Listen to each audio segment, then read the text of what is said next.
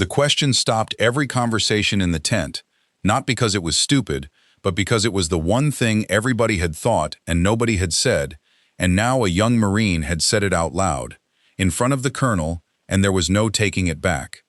He had not meant it as cowardice. That was the thing. He was not a coward, and the men around him knew he was not a coward, which is part of why the question landed the way it did. He had simply done the math, the same math they had all done privately in the dark, and the math said they could not win, and so he had asked the logical question that follows from that math. He asked why they did not just surrender. He meant it almost as a serious tactical question. They were surrounded. They were outnumbered many times over. They were freezing. They were running low on everything.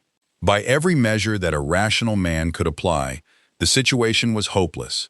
And there is a point in war, a recognized and honorable point, at which a surrounded force that cannot win and cannot escape lays down its arms to stop the pointless killing of its own men. Whole armies had done it. It was not, in the abstract, a shameful thing. It was sometimes the only humane thing. And the Marine, looking at a situation that seemed to have arrived exactly there, asked why they were not doing it, why they were going to keep marching and freezing and dying down that road when the arithmetic said it could not work anyway. Why not stop the dying now? The tent went silent, and Colonel Lewis Puller looked at him. And what Puller said in answer was not angry, and it was not a speech about honor, and it was the kind of thing that rearranges how a man understands the situation he is standing in. It silenced the tent a second time, and the men who heard it carried it for the rest of their lives. If you want more untold stories from the men who actually fought these wars, take a second and hit that subscribe button. Let me back up, because to understand the answer, you have to understand that the Marine's question was not foolish. It was on its own terms completely logical, and a lesser commander would have answered it badly, either by exploding at it or by giving a hollow speech, and either of those would have failed, because the question deserved a real answer, and the men would have known if they got a fake one. In late November and early December of 1950, the 1st Marine Division was surrounded at the Chosin Reservoir in the mountains of northern Korea, cut off, on a single road, outnumbered many times over by a Chinese force that held the high ground on every side, in cold that fell to 35 degrees below zero, cut off from reinforcement, resupplied only by air. And if you applied the ordinary arithmetic of war to that situation, the Marines' question was not crazy. Surrounded forces in hopeless positions do surrender. It is a normal part of war. It is often the correct decision, the one that saves lives that would otherwise be thrown away for nothing. The young Marine was not proposing something unheard of. He was proposing the thing that the textbook, in many similar situations, would actually recommend. But there were things the arithmetic did not capture, and Puller's answer was about exactly those things, and it came in 2 parts, and both parts were the kind of truth that only a man who had thought very hard about war could deliver. Now, here's the first thing the arithmetic missed, and it was brutally practical. Surrender assumes that laying down your arms will save your life. That is the entire premise of it. You stop fighting, you become a prisoner, and as a prisoner you are kept alive. That premise depends on an enemy with the capacity and the intention to take and hold and feed and shelter large numbers of prisoners. And Puller understood, coldly and correctly, that this premise did not hold at Chosin. The Chinese force was itself operating at the far end of a brutal supply line, in the same killing cold, barely able to feed and shelter its own men. An enemy in that condition does not have the capacity to take thousands of prisoners and march them somewhere and keep them alive through that winter.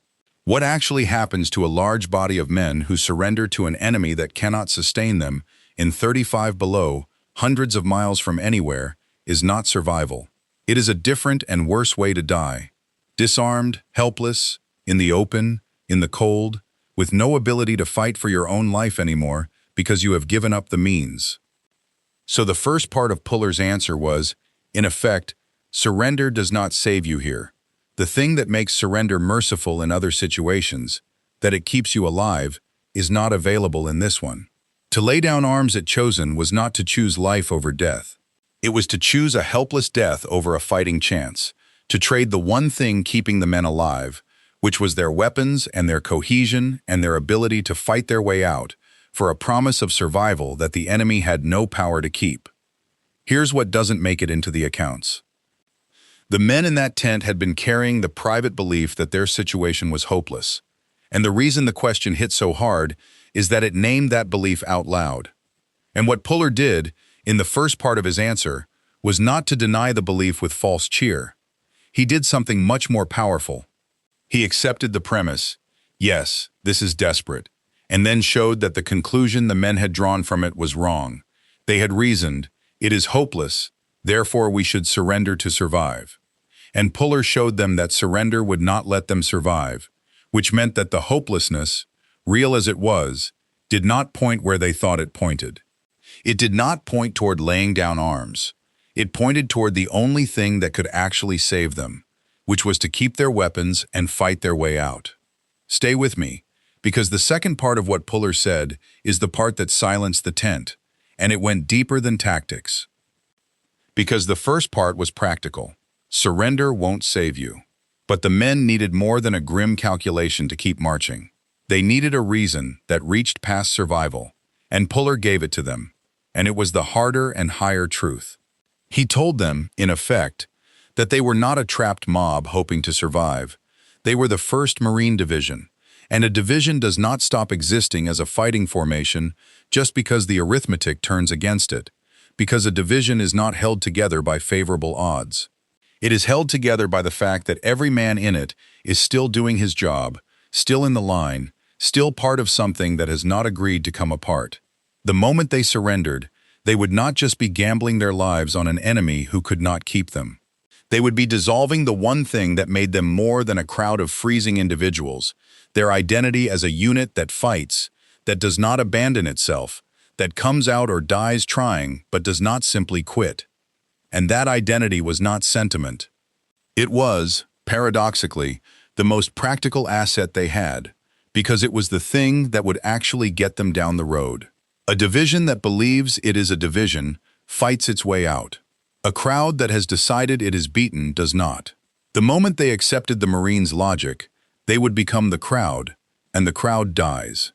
As long as they held the identity, they remained the division, and the division had a chance. The refusal to surrender was not a noble gesture layered on top of the tactical situation. It was itself a tactical necessity, because the belief was load-bearing, and surrender would have knocked out the belief, and without the belief there was no getting out. And this is where it gets complicated, because it would be easy to hear Puller's answer as the standard hardline thing, no surrender, we fight to the death, and so on, the kind of line that gets men killed for a general's pride. It was the opposite of that. Puller was not choosing death over surrender out of pride. He was pointing out, correctly, that in this specific situation, surrender was the road to death, and fighting was the road to life, that the usual relationship was inverted here, and that the humane choice, the life-preserving choice, the choice that would actually get the most men home, was the one that looked harder. He was not spending their lives for honor. He was protecting their lives with a clarity the frightened arithmetic had missed. The Marine had thought surrender was the way to stop the dying. Puller showed him it was the way to guarantee it. See, what most people miss about this story is that they think it is a story about refusing to give up. It is a subtler and more useful thing than that. It is a story about how, in the worst moments, the panicked, reasonable-seeming conclusion is often exactly backwards, and about the rare kind of clarity that can see this and say it in a way that reorganizes everyone who hears it. The men had done real math and reached a real conclusion. And the conclusion was wrong, not because they were stupid, but because fear narrows the arithmetic, makes you count only the most obvious factors and miss the ones that actually decide the outcome. Puller's gift was not blind defiance. It was the ability, at the worst possible moment, to do the full arithmetic instead of the frightened partial one, and to show the men that the exit they thought they saw was a wall, and the wall they were trying to avoid was the exit. And there is a reason this reaches far past a frozen tent in Korea, because everyone, in the hard moments of a life, eventually does the frightened arithmetic and reaches the surrender conclusion. This cannot work. The logical thing is to quit, to stop the pain now. And sometimes, quitting genuinely is right. But very often, the frightened arithmetic has done exactly what the Marines did, counted only the obvious factors, missed the ones that matter, and mistaken the road to a worse outcome for the road to relief. The most valuable thing another person can do for you in that moment is not to cheer you on with empty encouragement, and not to agree that it's hopeless, but to do the fuller arithmetic with you and show you, if it is true, that the exit you are reaching for is the wall, and that the harder road you are trying to escape is the only one that actually leads out. Puller did not tell those men to be brave. He told them the truth about their situation. And the truth was that the thing that felt like escape was death, and the thing that felt like death was escape. The Marine who asked the question was not punished for asking it. That matters, and the men noticed it. Puller did not treat the question as cowardice or insubordination. He treated it as what it was, an honest, logical question that deserved an honest answer, and he gave it one. And in giving it, he did not just answer one frightened man. He answered the private fear of every man in that tent and sent them back out to the perimeter and the road with the arithmetic corrected. The 1st Marine Division did not surrender at Chosin.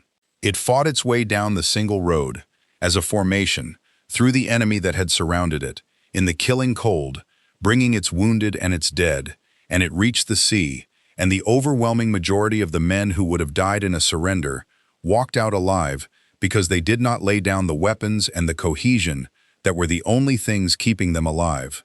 The arithmetic that said surrender was the answer would have killed them. The harder arithmetic that Puller did in that tent is part of why they lived.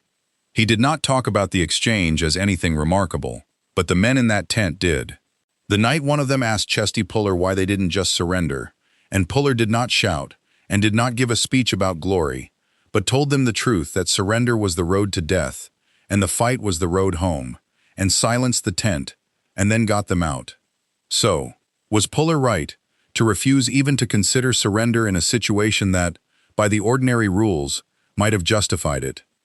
Some would say that refusing surrender is exactly the kind of thing that gets men killed, that commanders throughout history have spent their soldiers' lives on the refusal to admit defeat, and that a leader who takes surrender off the table in a hopeless spot is often just dressing up his own pride as necessity, and that we happen to remember Puller because it worked, not because the reasoning was sound.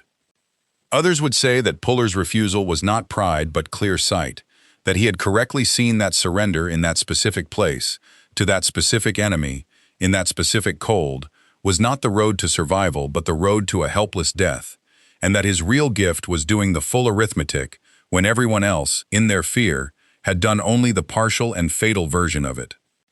Let us know where you land in the comments below. And if you want more untold stories from the men who actually fought these wars, make sure you subscribe.